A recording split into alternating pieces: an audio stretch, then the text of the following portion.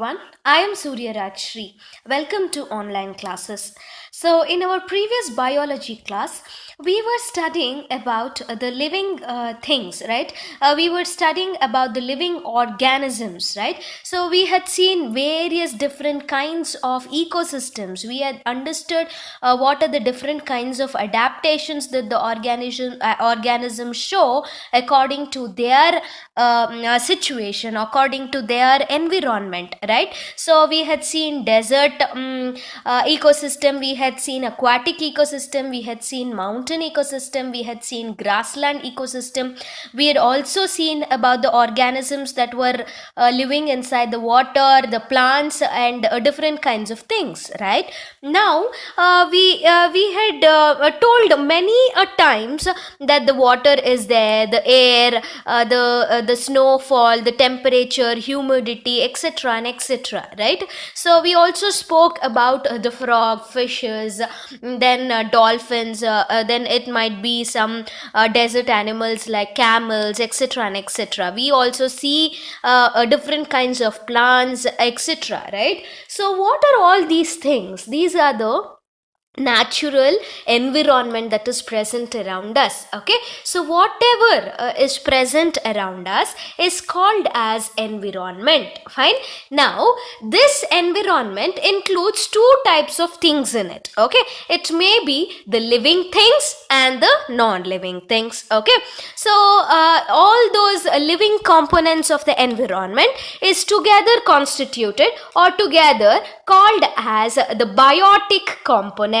Okay, so the living components are called as biotic components. So what are the examples of these living components?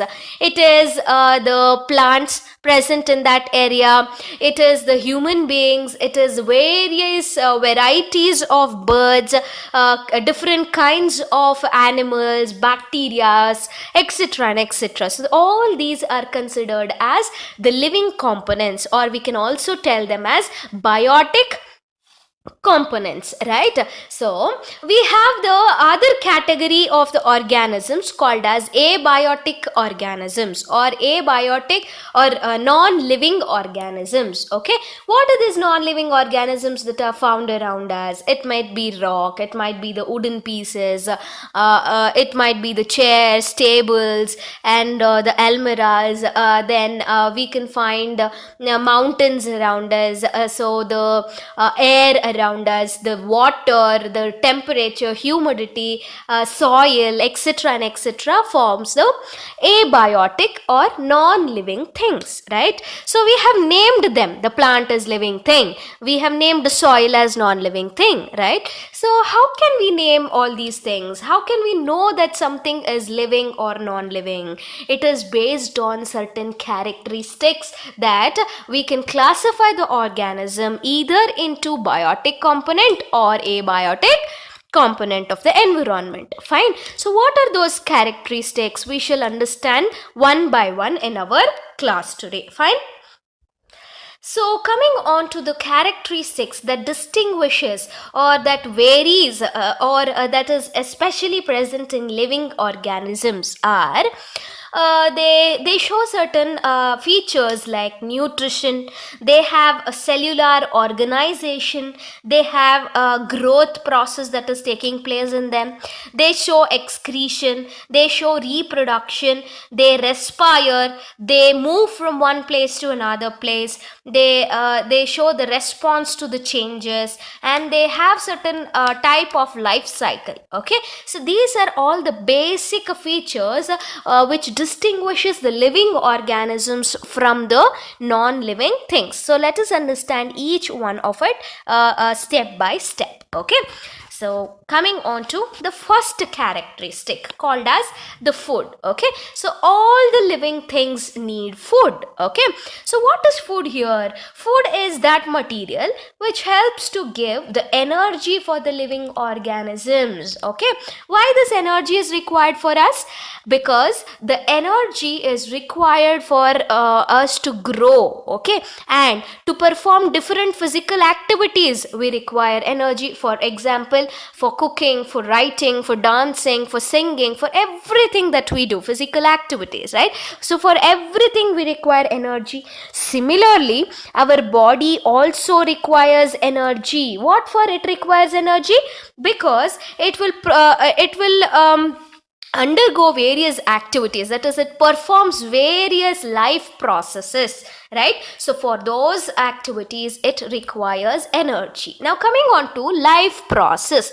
What is life process? So life process is all those processes that helps the living organism to keep it alive. Okay, for example, it can be excretion, digestion, it can be transportation of blood, everything.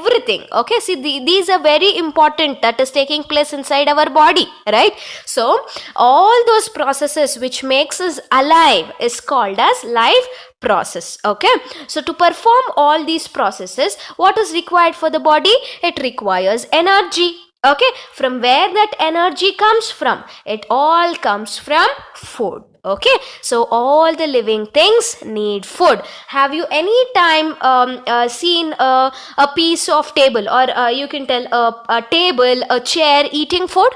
Does it have a lunch break like what we have? No, right?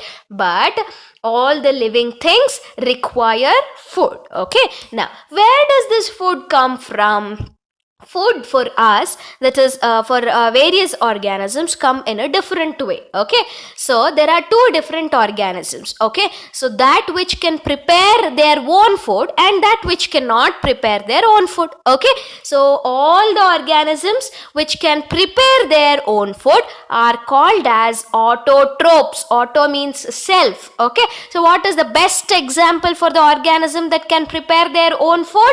It is nothing but plants. Okay, all green plants have this capacity, have this capability of preparing their own food. Okay, therefore they are called as autotrophs. Fine. Similarly, we have another category of organisms which cannot prepare their own food. Therefore what happens? They depend upon those organisms which can prepare food. Okay, so they are called as heterotrophs. They cannot prepare their own food, right? They're called as heterotrophs. Okay, so we belong to which category? Human beings belong to which category? All the human beings belong to the category of heterotrophs. Can we prepare our own food? No. Therefore we belong to our category called as heterotrophs, whereas all the plants can make their own food, right? So therefore they are called as autotrophs. Okay, so the process of preparation of this food by the plants is called as photosynthesis. Okay, so the process by which the green plants prepare their own food is called as photosynthesis. Okay, so animals depend on plants, or the other animals like herbivores. We have carnivores, we have omnivores. Herbivores are those animals which eat only grass, right? You can see in the picture the herbivore goat I have given, right? Similarly, we have other organisms like carnivores. Carnivores are those organisms which can eat the herbivores, right? Omnivores can eat both plants as well as animals, right? So they are omnivores. Fine. So this is based on their eating capacity. Fine. Now coming on to photosynthesis. What is photo? Photo means light. Synthesis is to prepare. So plants prepare their own food using the sunlight and chlorophyll. Okay, so this process is called as photosynthesis. Fine. What is chlorophyll? I told you chlorophyll, right? So green plants, I told you all green plants can prepare their own food, right? So that green color of the plant is because of a pigment called as chlorophyll. Okay, this chlorophyll, if it is present in the plant, it will help the plant to absorb the sunlight. Okay, only when the sunlight is present, photosynth, they can prepare their own food by the process called as photosynthesis. Okay, so this is one special character of all the living organisms, that they need food. Then we told plants prepare their own food. What is the food for plants then? We put a lot of manures and fertilizers, we put a lot of mineral nutrients and water, right? So that is only the food for the plant. Fine. Now this is the first character called as all the living things need food. Fine. Coming on to the second one, all the living things show growth. Okay, what is growth? Growth is nothing but development. Okay, so it is in terms of size, okay, with respect to time. Growth is nothing but increasing the size of the organism with respect to the time. Okay, so what happens if we put a seed into the soil and keep today, and if we observe it daily, it shows some amount of growth, right? It forms a small plantlet first, and then it grows, it germinates to give us a herb. Then we get a shrub kind of plant, that is, it will grow in its size, and then we get the tree, right? So that is the process of growth that is shown by the plants. Similarly, we have animals. We have animals, for example, pups. Okay, the young ones of the dog is called as puppy, right? So those pups grow into adult dogs. We have the chicken which hatches from the egg, right? It will be very small, very tiny in nature, but it will grow and it will become an adult, right? So it will form a hen or cock, right? Similarly, in human beings also, there will be small babies when it take births, right? So after the birth of the baby, it slowly starts growing. It'll be like 7 inches, like that. It'll start growing into an adult, right? So this growth is also another characteristic of the living organism. And we've already told growth takes place only if we eat properly, right? That is, we intake food properly. Fine. Now coming on to the next character, all the living things respire. Respiration is another important characteristic. What is this respiration? Respiration involves breathing. Okay, there is a small difference between breathing and respiration. So what happens in breathing? Breathing means taking in air and leaving out air. Okay, what we take in? We take in oxygen, and we give out what? We give out carbon dioxide. Not only we, all the living things for that matter. They inhale. The taking in of air is called as inhalation. Giving out of air is called as exhalation. Okay, so the process of inhalation and exhalation is together called as breathing. Then what is respiration? So this breathing is coupled with the breakdown of food to give energy. We told that energy is very important, and that we get from food. Okay, so what happens to the food to release energy? Food, when we intake into our body, will be digested to give nutrients, and that nutrients gets oxidized. That means it gets mixed up with the oxygen to release energy. Okay, so that is called as respiration. Fine. So that small difference you have to understand. Okay, so this type of respiration is seen in all the living organisms. Okay, it is very, very important life process. Okay, so in human beings, we very much know that we respire through lungs. Similarly, we have earthworms which respire through skin. We have fishes which respire through gills. Okay, so fishes, since they live inside water, they take up dissolved oxygen. Okay, but what we take the oxygen that is present in our environment. Okay, similarly, there are caterpillars which have spiracles.